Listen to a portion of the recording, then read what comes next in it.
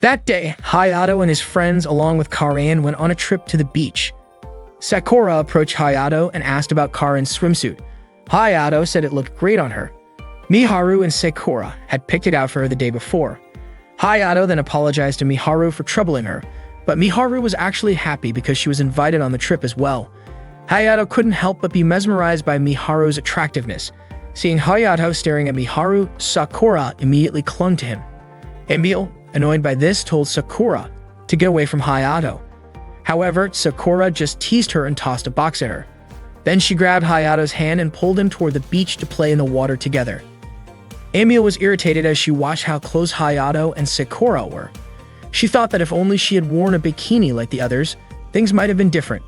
Claire then commented to Emil that Hayato and Sakura seemed to be having fun and that it was a shame Emil couldn't join them in the water. She also told Emil to just relax and not be shy. Emil accused Claire of deliberately flaunting her chest in front of Hayato. Claire instinctively covered her chest and told Emil to stop making things up. Lady then scolded Emil, telling her to be more respectful toward Claire. Meanwhile, Miharu and Karen were dipping their feet in the water, while Reiichia was playfully messing with Fritz. They all seemed to be having a great time together. Sakura asked Hayato if it was time to eat, mentioning that she had brought a homemade meal. She then eagerly prepared the food she had brought. Emil, watching Sakura cling to Hayato, said she was sick of seeing how Sakura acted around him. She even suspected that Sakura had joined Little Garden just to get close to Hayato. To Emil's surprise, Sakura admitted it outright. She even declared that when she wasn't performing on stage, she was Hayato's personal idol. Emil, even more annoyed, said she wouldn't accept that. Sakura then asked if Emil was really just Hayato's friend. Emil assumed that Sakura had figured out she was actually a girl, but to her surprise, Sakura thought Emil was a boy who had a thing for other guys. Sakura then mentioned that there were rumors going around about Hayato and Emil being an item, and that people were saying they were often seen kissing, even though they were both guys. Emil quickly retorted, saying that she and Hayato had been together since their time in Gutenberg and that they were childhood friends. Sakura then said she was the same. Emil countered, pointing out that Sakura had only spent one day with Hayato. Offended, Sakura argued that even if it was just for one day, Hayato was still her childhood friend. Hearing their argument, Karen suddenly spoke up, saying that since she had been with Hayato since birth, that made her the closest childhood friend. In the end, they all enjoyed the meal together. Hayato thanked Sakura, and Sakura asked if he liked the food. Karen said it was delicious, but Emil only called it decent. Reiichia and Fritz then invited Hayato and the others to play beach volleyball. Hayato and Emil agreed to take on Reiichia and Fritz in a match. Sakura cheered for Hayato loudly. Reiichia served the ball with incredible speed, making it impossible to catch. Emil then asked if it was okay to use energy during the game. Reiichia said there was no problem with that. Emil then prepared to use her energy. At that point, the match no longer looked like a game of volleyball, but rather a battle of strength between them. Meanwhile, Erika suddenly approached Claire and asked for permission to apply sunscreen to the front of her body. However, Lady quickly grabbed the sunscreen and said she wanted to do it instead. They both started applying sunscreen to Claire's thighs, then began arguing over who got to apply it to her front. Seeing their commotion, Claire decided she didn't want either of them applying sunscreen on her. Back in the game, Reiichia sent a powerful shot that knocked Emil down. The ball continued flying at an incredible speed, heading straight for Claire. Hayato jumped to catch it, but instead he crashed into Claire and his face landed directly on her chest. Emil ran over, surprised, and asked what exactly Hayato was doing. Suddenly, a helicopter landed on the beach bearing the emblem of Warslorn Incorporated. It turned out that the helicopter was carrying Judal, Claire's older brother and the CEO of Warslorn. Judal greeted Claire and mentioned that her swimsuit suited her very well. Claire told him there was no need for flattery and asked what business had brought him here in such a flashy manner. Judal said he couldn't wait to see Claire and meet the future brave soldiers of Warslorn. Judal immediately recognized Hayato, mentioning that Hayato's compatibility score had already exceeded Claire's even before joining Little Garden. He called Hayato the hope of Little Garden and the one who possessed the blood of a god. Judal also recognized Emil and commented that the others also held great potential. Then Judal invited Claire to return to Little Garden with him on the helicopter. Claire suspected something was off but told everyone not to worry about her. The next day, back at Little Garden, Emil and Hayato were together. Emil admitted that she was curious about what Judal's real reason for coming was. Suddenly, their phones rang. Claire had sent them a message. summoning them to the student council room immediately. In the student council room, Claire explained an upcoming operation to eradicate the savage. She stated that this mission was a joint operation under the United Nations, also referred to as the Peacekeeping Force. Erika mentioned that Lil Garden would send selected members to the field. Fritz then asked why he and Reitia had been called. Claire announced that Fritz and Reitia had officially been chosen for the selection and would participate in the operation. Reitia was shocked. She hadn't expected that she and Fritz would make it. Overjoyed, she even started jumping around excitedly as she walked through the hallway. As everyone else left, Hayato was suddenly summoned by Judal. Hayato asked if Judal needed something from him. Judal requested that Hayato take some time to talk with him. Hayato couldn't refuse. Meanwhile, Emil noticed that Hayato was no longer behind her. Judal then asked Hayato if he knew the real power source of Little Garden. Hayato answered that it was a nuclear fusion reactor, but Judal said that was only the exterior explanation. He then invited Hayato to another location, revealing that Little Garden required a massive amount of energy for all its research and nuclear fusion alone wasn't enough. Judal finally revealed the true energy source powering Little Garden. They entered a secret room where a girl was sleeping, like a princess from a fairy tale. Judal introduced her as Liza, the core energy source of Little Garden and its supreme leader. Liza was a slayer as well as the first artificial variant ever created.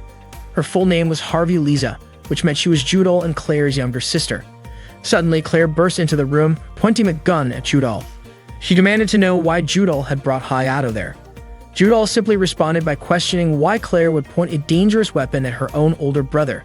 He even joked that if Liza saw her, she would be shocked to see her tomboyish older sister. Claire, frustrated, demanded a proper answer. Judal explained that Hayato was the future, the one who would become the greatest slayer in Warslarn.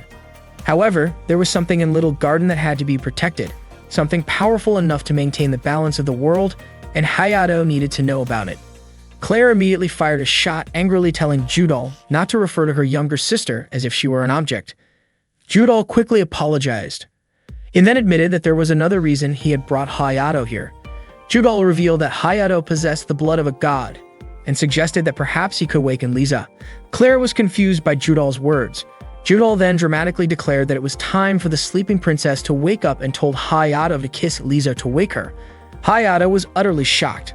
Claire pointed her gun at Judal again, warning him to stop saying such nonsense. Judal laughed, saying he was just joking, that a kiss was simply the last resort. Judal said that for now, Hayato needed to touch the capsule and release his energy. He then asked Hayato to give it a try. Hayato glanced at Claire, and she gave him a wink, signaling her approval. Hayato placed his hand on the capsule and a red light began to glow. Unfortunately, it wasn't enough to wake her up. Judal realized he had been too hasty and mentioned that as long as Vitaly was alive, she would definitely target Liza. He revealed that there was a history between him and Vitaly and that she had to be captured. That was why he wanted to discuss things with his subordinate, the Hunter. Judal then ended the conversation just as Claire was about to say something to him. Instead, he told her to have a discussion with Hayato in front of Liza. Claire asked why she needed to do that, and Judal explained that if a talented slayer became the heir to the Harvey family, he would gladly accept it. Claire was irritated by Judal's words and wondered what he meant by that. Judal laughed, saying he was just joking, but Claire's reaction made it even more amusing. With that, Judal left them alone. Hayato remained silent. Claire asked why he wasn't asking her anything. Hayato responded that Claire's face showed she wasn't in the mood to be questioned. Claire told him that she would explain everything when the time was right. She also ordered him to forget everything he had seen and act as if none of it had ever happened. Hayato obeyed her command. Later, Claire gathered her team to carry out a mission. She displayed a map showing an area near Tian Quan City in the Kingdom of Qin, where an estimated 50 Savage were located. Erika mentioned that their shelter barracks in Tian Quan City happened to be Shumei's hometown, so if they needed guidance, Shumei could lead them. Claire warned that there was a possibility that the hunter they had encountered before would appear again during the mission. Lidi added that the reason they had all been chosen for this mission was that they had previously fought against those hunters. Since they already knew their enemies, handling them would be easier. This was Judal's suggestion. Emil then asked if that meant Liza wasn't the one who selected the members for this mission. Erika explained that Judal was the one who recommended this savage extermination operation to the United Nations. The team quickly prepared for the mission.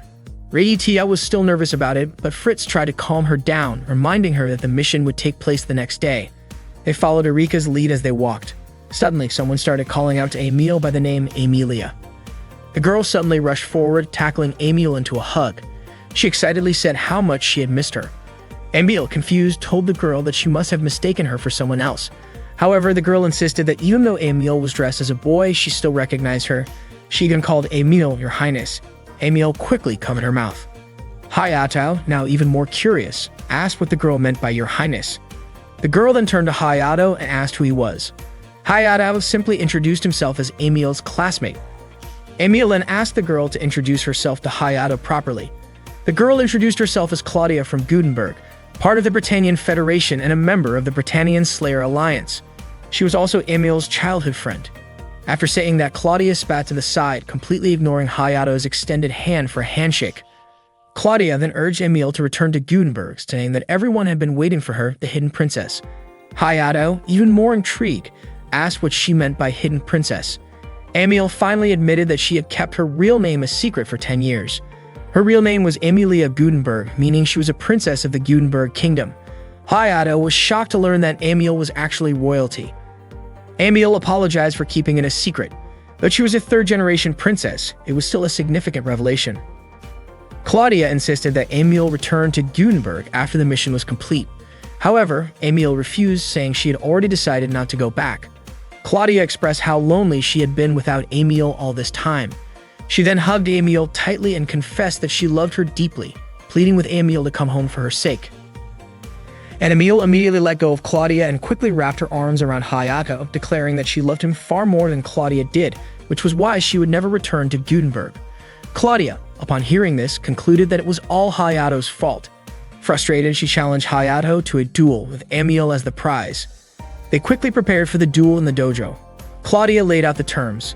If she won, Emil would return to Gutenberg, but if Hayato emerged victorious, Emil would remain in Little Garden. Hayato pointed out that he and Emil had a mission tomorrow and that he didn't even know who owned the dojo. However, Shumei's younger sister assured him that Shumei had already explained this situation and that the dojo belonged to her family. Emil cheered Hayato on, encouraging him to win for her sake. Claudia explained that the match would be a single round and the first to land a hit would be the winner. Neither 100 nor energy sense could be used. Hayato chose to fight with the shine, while Claudia opted for a flail. She scoffed at Hayato's choice of weapon, underestimating him. Claudia spun her flail and attacked first, but Hayato easily deflected the strike. Claudia smirked and said that was just the beginning. She turned to Emil and announced that she would crush Hayato, but was infuriated when Emil simply commented on how cool Hayato looked. Frustrated, Claudia sped up her flail's rotation and tried to land a hit, but Hayato swiftly dodged her attacks. She closed in and accused Hayato of being a playboy before swinging her flail at full force.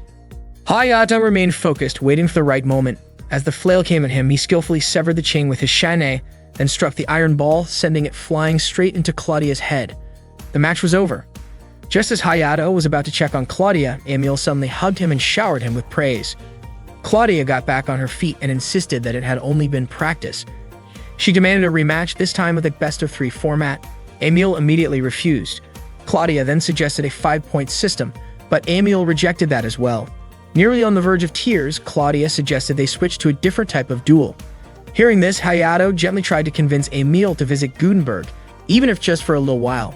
However, Emil refused outright, telling Claudia not to dream of taking her back. Claudia, now yelling, declared that she would never give up. Tears welled in her eyes as she turned and ran away. That night, Hayato and Emil took a walk together. Hayato still couldn't believe that Emil was actually a princess. Meanwhile, Emil, feeling hungry, excitedly said she wanted to buy some fried Xiao Longbao. However, neither of them noticed that a male hunter, Krovan, who had previously appeared in Zui, had spotted them and was watching from a distance. That day, Shumei gathered Hayato and the others to review their mission once again.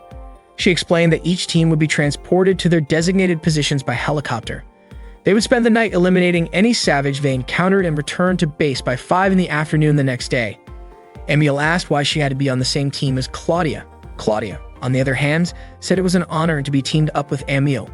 She even stated that she and Emil were destined to be together, which annoyed Emil. Suddenly, Claudia turned to Hayato and told him that what had happened yesterday was just playing around, but today was the real deal. She declared that during this mission, she would show him just how amazing she was. Hayato responded that Claudia was the one who had started everything, not him. Claire then spoke up, saying she understood why Claudia wanted to take Emil back to her homeland. However, Emil was the core strength of Little Garden and also her dear friend. Claire reassured Emil that if she wished to stay in Little Garden, everyone would support her with all their might. Claudia asked why Claire was only saying this now. Claire replied that from now on they would fight together so that Claudia could truly understand her thoughts. After hearing that, Claudia finally accepted the decision. Lidi, Fritz, and Reitia were assigned to a different unit from Hayato. They were part of Team F. Before their departure, they stopped by to greet him. Reitia mentioned that their team included 2 other girls named Ali and Wendy. Fritz joked that as long as they didn't run into any savages, he could enjoy his harem to the fullest. Annoyed, Reitia immediately stomped on his foot. With the helicopters ready, the teams were given the go-ahead to embark on their mission. Claire reminded Shumei that even though she was staying behind, she was still a slayer of Little Garden, and everyone was counting on her support. Claire easily took down the savages she encountered. Emil told Hayato that they couldn't afford to lose either. Just then, Hayato spotted an approaching savage. Claudia seized the opportunity to show off in front of him. She activated her 100 and Emil whispered to Hayato that Claudia just wanted to flaunt her skills, so they should just watch. Claudia wielded her flail weapon. As the savage lunged at her, she spun her flail at high speed and named her attack Tudor Rose, hurling the weighted end directly into the savage's abdomen. She then urged Emil to finish it off, calling it her chance to shine. Emil activated her 100 and with a single strike, neutralized the savage. Claudia cheered and hugged Emil, who was irritated that Claudia kept calling her Emilia. Claudia then smugly asked if she was more useful than Hayato, especially since she and Emil had worked together so well. Emil retorted, wondering if that was the real reason Claudia had let her land the final blow. Claudia was overjoyed. It was her first time teaming up with Emil. Claire commented that Emil and Claudia were like 2 peas in a pod. Erika then reported that aside from the 2 savages in front of them, there were no more enemies detected. Claire reminded the team that their mission had only just begun, and before descending the mountain, they needed to eliminate as many savages as possible. Meanwhile, the 3 hunters were secretly observing the slayers from a distance. Nakri used her binoculars to track their movements and chuckled, saying that both the slayers and the savages were incredibly noisy.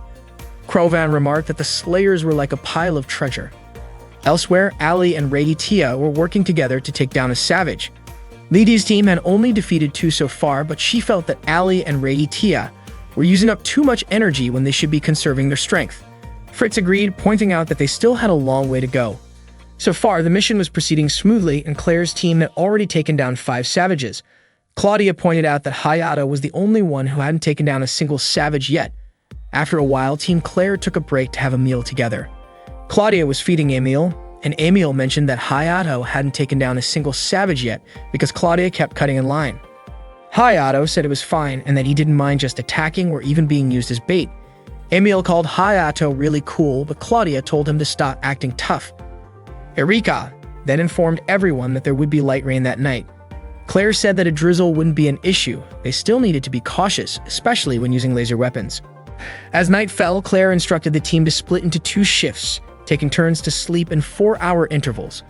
The ones who were awake would stand guard and monitor the area. Emil immediately said that she wanted to be with Hayato and insisted that the others sleep first. However, Claire firmly refused to let Emil and Hayato be alone together.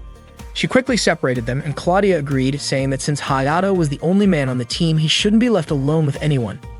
Emil argued that she was also a man. Claudia took that as a sign that they should be in the same group, but Emil refused, saying she only wanted to be with Hayato because they were both men. However, Claire rejected Emil's request. Instead, she assigned Emil to guard duty with Erika, which frustrated Emil, who couldn't understand why she wasn't paired with Hayato. Erika told her to hurry up and light the campfire before the rain started.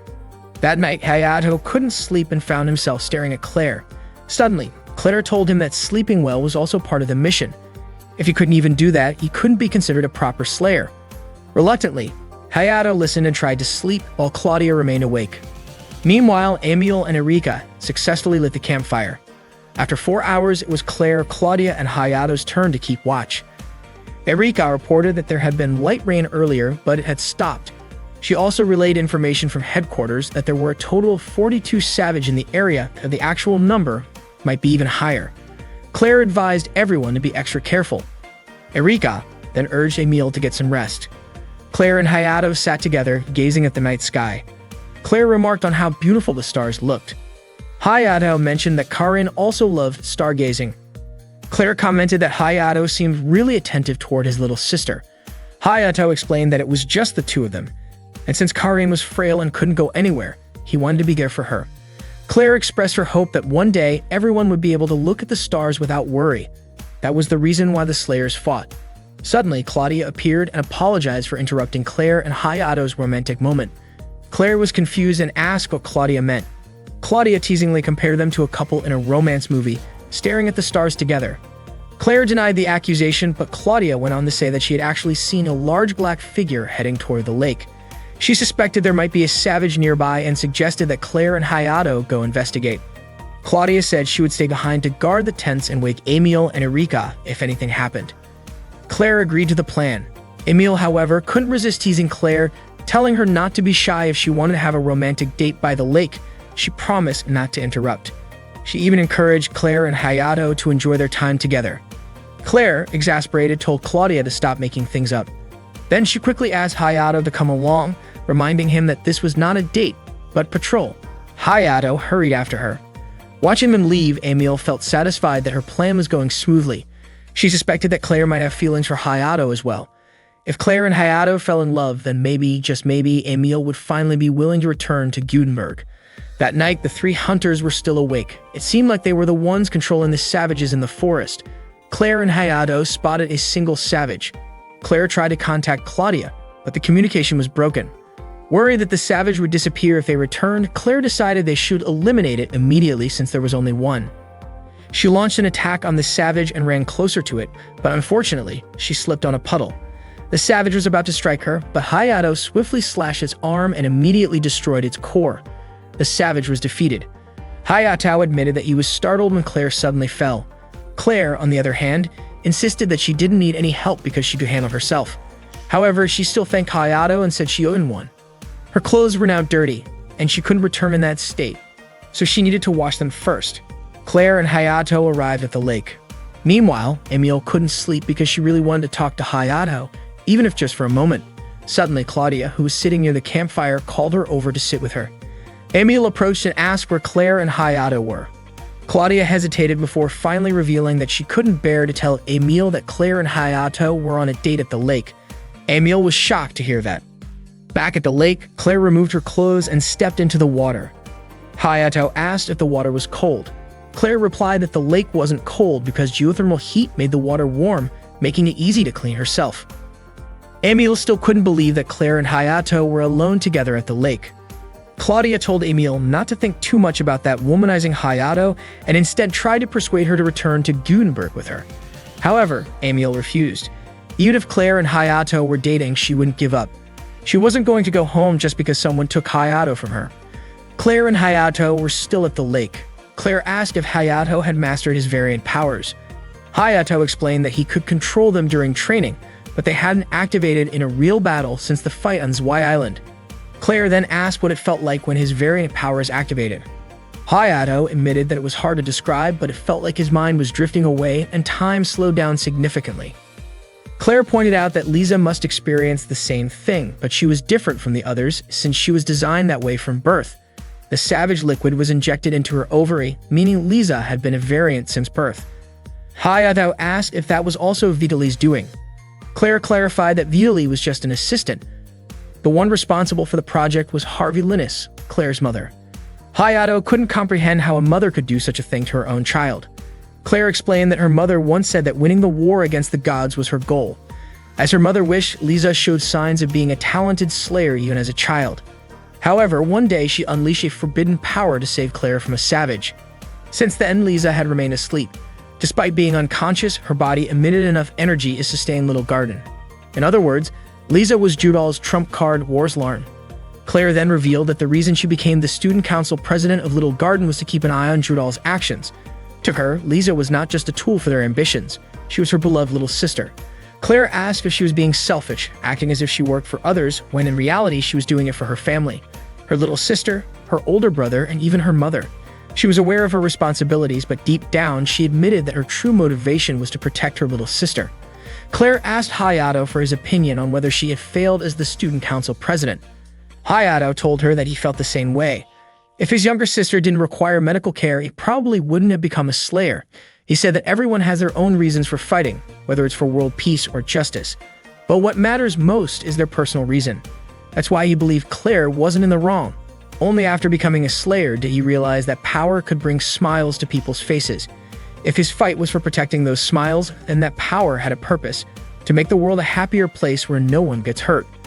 Claire was certain that 100 would grant that wish. She stood up and asked Hayato if he would use his dream and strength for Little Garden. Hayato agreed. Suddenly, an emergency call came in. Claire quickly stepped out of the lake, but she slipped and fell right on top of Hayato. Their bodies were pressed together, and Hayato accidentally grabbed Claire's chest. Claire immediately jumped up, asking if he had just seen and touched her chest. Hayato quickly apologized and handed Claire her clothes. Claire told him that someday he would have to take responsibility. Just then, Hayato received an emergency call from Zayed of Squad D. Zayed reported that their squad had been wiped out after being attacked by 3 hunters. He warned everyone to stay alert before the call was abruptly cut off. Claire was certain that these 3 hunters were the same ones who appeared on Zwei Island, which also meant they were responsible for blocking communications. Hayato suggested they return to the camp, worried about Amiel and the others. Suddenly, a distress signal was fired by Fritz. Claire ordered Hayato to return to camp and inform the others while she went to assist Fritz's team. She assured Hayato not to worry about her since, as the student council president of Little Garden, she had a responsibility to help her comrades in need. Meanwhile, Fritz was barely holding on against the hunters. He reassured himself that reinforcements would arrive soon, but Nakri showed no hesitation in attacking him. At that moment, only Lidi remained standing. She declared that she wouldn't fall until help arrived. Krovan then activated his variant mode with limit-out power. Lidi was shocked as she struggled to hold off his attacks, but Krovan eventually overpowered her. He was about to seize Lidi's 100 when a sudden attack was launched in his direction. Claire arrived fully armed. The hunters recognized her immediately. Claire smirked, saying she was flattered that they knew her. She thanked Lidi for holding on until she arrived. Shortly after, Lidi lost consciousness. Claire then asked if they knew Violi. Krovan was surprised that Claire knew that name. She warned them that if they surrendered and talked, she would guarantee their safety. However, if they refused, she would use force. Nakri, enraged, called Claire a war-sworn lapdog and immediately launched an attack. But Claire effortlessly destroyed Nakri's weapon. She told them that even with variant powers, they were no match for her fully equipped arsenal. Once again, she offered them a chance to surrender and return the stolen 100, warning that reinforcements would arrive soon. Moments later, it began to rain.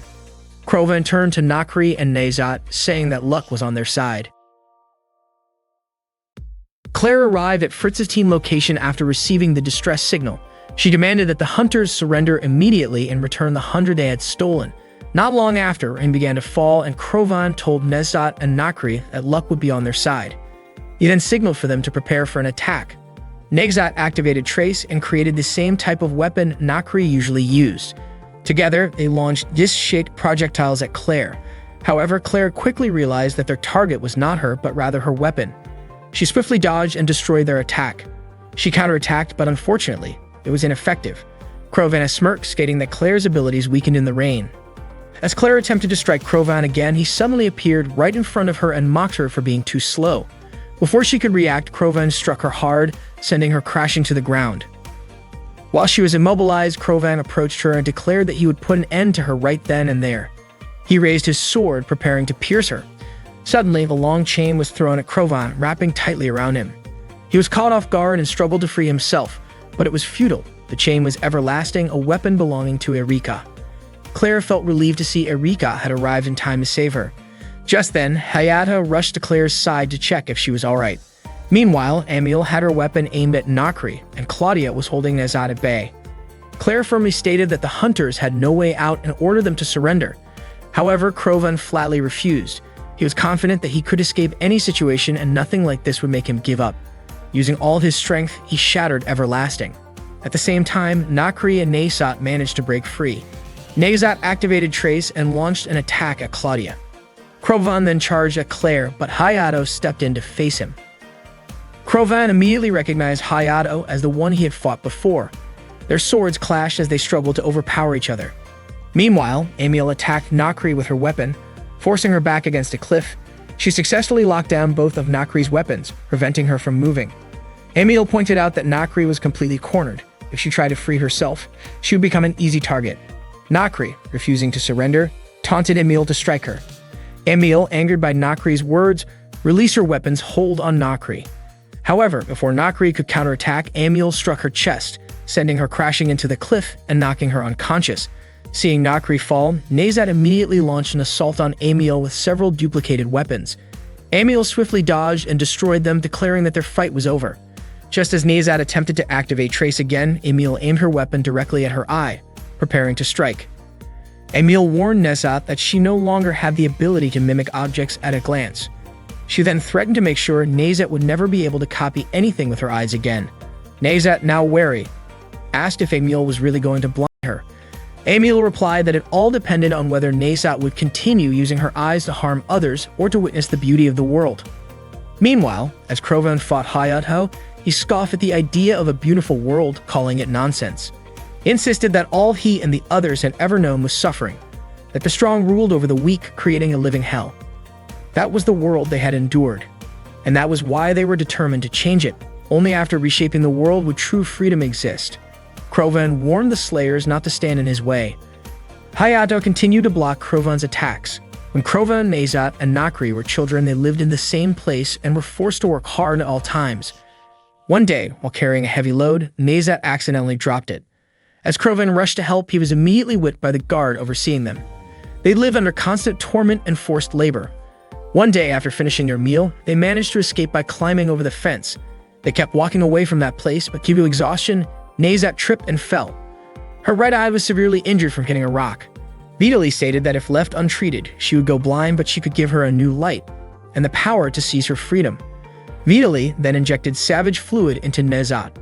As Krovan continued fighting, he asked if Hayato had any reason to win.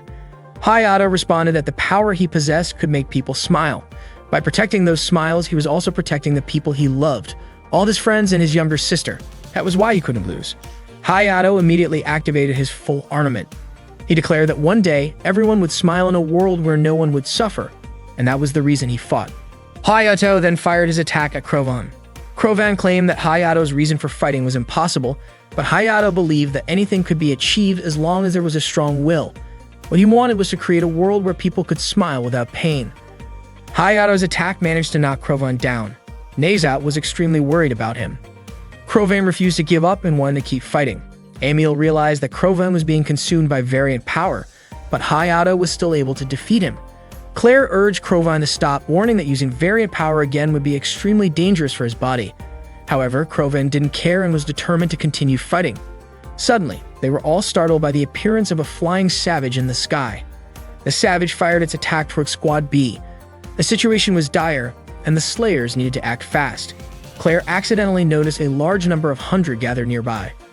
Krovan proposed a deal, a ceasefire.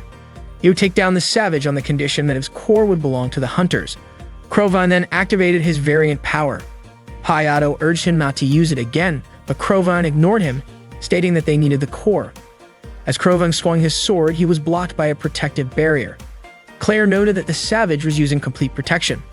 Krovan kept trying to break through the savage's protective layer, saying that if they obtained the core, the Hunters would gain true freedom. Nezat pleaded for him to stop because she was worried about him. Krovan couldn't understand why he couldn't break through the barrier. The savage then fired an attack at Krovan, knocking him down. Nezat cried out his name in panic. Fortunately, Hayato swiftly caught Krovan before he hit the ground. Krovan questioned why Hayato saved him. Hayato replied that his goal was to create a world where no one would be hurt. Krovan told him to forget about him and focus on helping Nezat and Nakri. Claire fired an attack at the savage, and shortly after, several other shots were also directed at it. Hayato wondered if another squad had joined the battle. Emil then asked Claire if attacking simultaneously could break through the protective barrier. Claire suggested they give it a try, saying that 3 was better than 2, and 4 was better than 3. Claire then ordered communication to be established with all long-range Slayers in the mountains so they could fire together. Unfortunately, their communication network was down. Claire suspected that the Hunters had jammed their signal and asked where the device blocking it was located. To take down the savage, they needed to contact the other squads. Claire then asked the Hunters for help in restoring the communication network. Without hesitation, Nezat activated a device on her wrist, and within moments, the communication network was restored. Claire thanked Nezat. She immediately asked Erika to contact Little Garden. Charlotte wondered if the situation there was beyond expectations, and Claire requested that Charlotte analyze something for them. Charlotte relayed Lisa's response, stating that if all the long-range Slayer units attacked simultaneously, there was a possibility of breaking through the barrier. Claire quickly instructed all the Slayers to assist in defeating the Savage by launching a synchronized attack. The Slayers received the information, and Shumei confirmed that they had permission from headquarters. Claire then took command of the mission, assigning Hayato the task of finishing off the Savage. Just as Claire was about to give the order to fire, a massive energy buildup was detected from the Savage, signaling an impending attack. The Slayers launched their attacks one after another, but unfortunately, it was still not enough due to a lack of firepower. Charlotte speculated that some Slayers had hesitated because the Savage had struck first. Claire asked if there was any other way. Charlotte admitted that another option existed but was reluctant to suggest it. However, Lisa insisted on using this method. The solution was for Hayato to share his variant power with Claire, which meant they had to kiss. Emil was shocked upon hearing this and immediately objected, refusing to let it happen. Erika also disapproved, arguing that it would take away Claire's purity. Claire asked if this meant that the variant power would be injected into her body. Charlotte explained that there would be side effects, and while the effect was supposed to be temporary, the long-term impact on her body was unknown.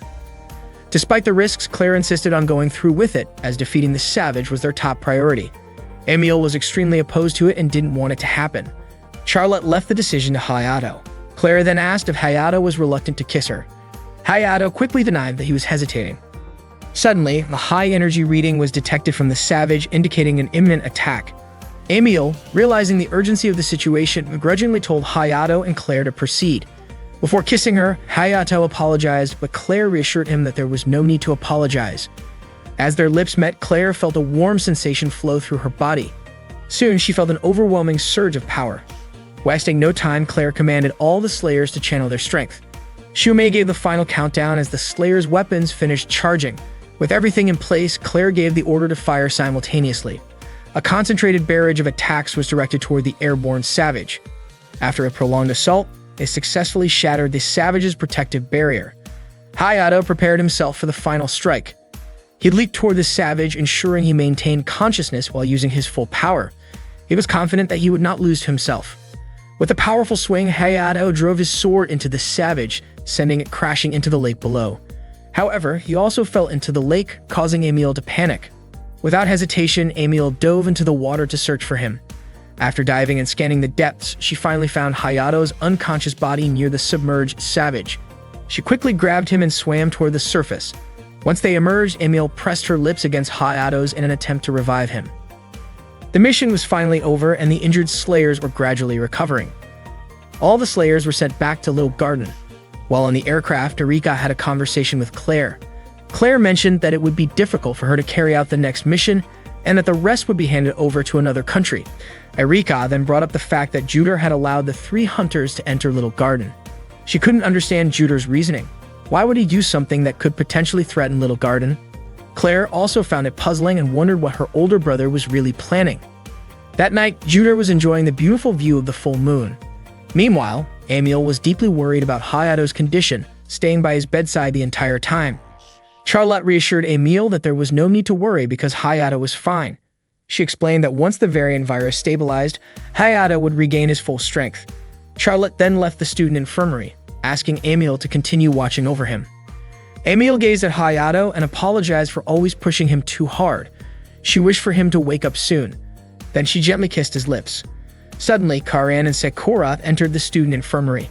Sakura immediately asked what Emil was doing to Hayato. Emil quickly responded that she was just cleaning dust from Hayato's eyes. However, Sakura wasn't convinced since Hayato's eyes were closed the entire time. Karan, on the other hand, pointed out that from her perspective, it looked like Emil had just kissed Hayato. Emil hastily denied it, insisting that there was no way she and Hayato would kiss. Karan then smiled and said that it wouldn't happen anyway since both Emil and Hayato were supposedly boys. However, Sakura still found Emil suspicious. At that moment, Hayato slowly regained consciousness and called out to Karan and Emil. Tears welled up in Emil's eyes. She was beyond relieved that Hayato was finally awake. She greeted him warmly and told him that his mission was a success. Meanwhile, elsewhere, Vitaly realized that Krovan and the others had returned. However, she didn't care anymore. There was nothing left to stop her plans.